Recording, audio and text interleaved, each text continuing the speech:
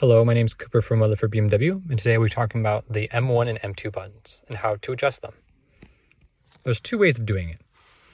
You can go down here and go to Setup, and you can adjust the settings you'd like.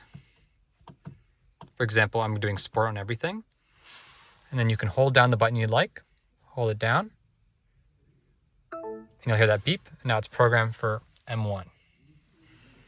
Another way to do it is you can click Home, go to Car, go to M menu, and configure M1.